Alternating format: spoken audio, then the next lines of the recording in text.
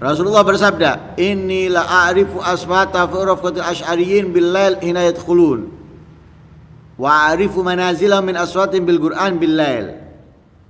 Wa in kuntu a'lam ara manazilahum hina nazalu bin nahar." Rawahul Bukhari wa Muslim. Kata Rasulullah, aku sangat mengetahui suara rufqatil asy'ariyyin bil lail. Penyair di waktu malam ketika mereka masuk rumah.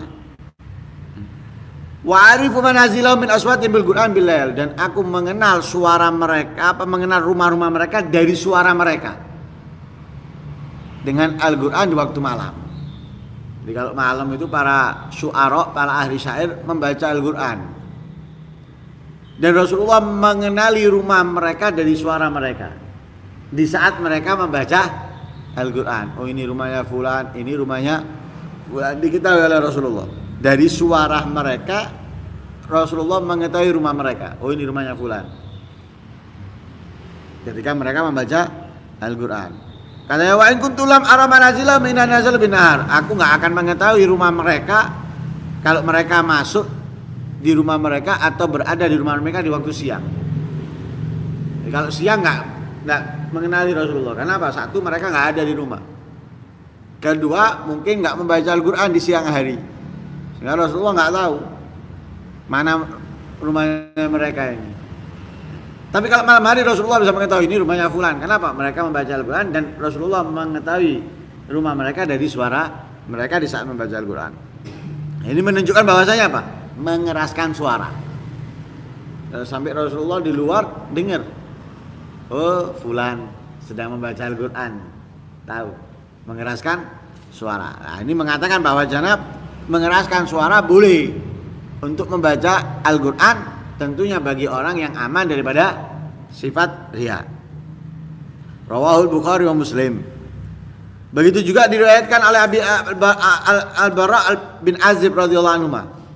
Beliau berkata bahwa Nabi SAW bersabda, "Zayyinul Qur'ana bi aswatikum." Hiasilah Al-Qur'an dengan suara-suara kalian.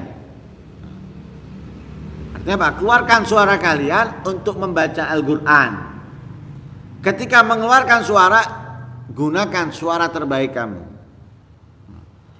Jangan saat jagongan, wah, suaranya hebat.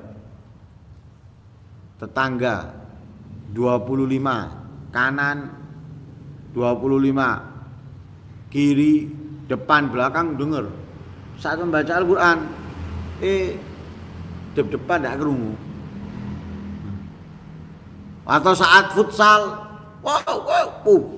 suaranya dengar.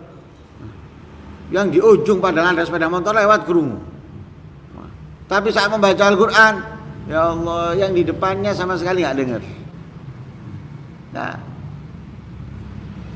lantangkan suara kita dengan suara terbaik yang kita miliki. Nah, itu yang diperintahkan oleh Rasulullah. Hiasilah Al-Qur'an dengan suara kalian.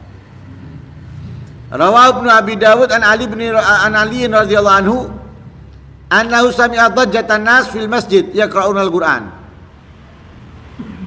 Diriwayatkan oleh Ibnu Abi Dawud dari Sayyidina Ali bahwa beliau mendengarkan gemuruh suara orang-orang yang berada di masjid karena mereka sedang membaca Al-Qur'an. Sini baca Al-Qur'an, sini baca Al-Qur'an, gemuruh suara. Seperti yang bisa kita rasakan di saat Ramadan. Oh, sholat duhur. Sholat duhur karena ada baca kitab. Coba ndak ya mungkin ndak ada gemuruh suara kan gitu.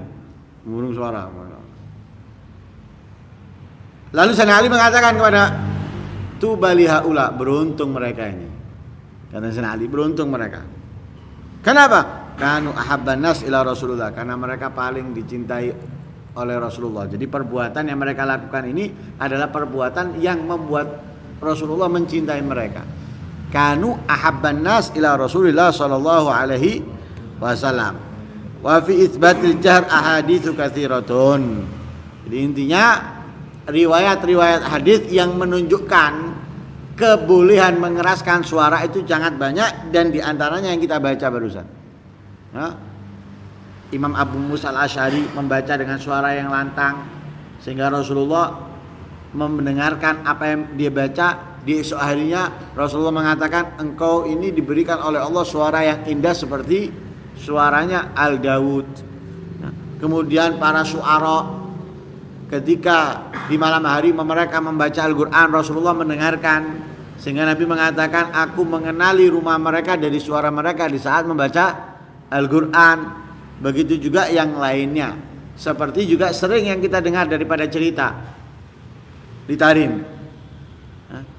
Di Tarim itu sampai digambarkan kalau kita mau membaca Yasin dari awal sampai akhir dengan berjalan kaki di luar, di jalan, di kampung, di gang, itu bisa. Karena apa? Setiap rumah di jam yang sama itu sedang membaca Yasin. Jadi kita bisa mengikuti membaca Yasin itu sampai akhir dengan berjalan kaki di luar rumah.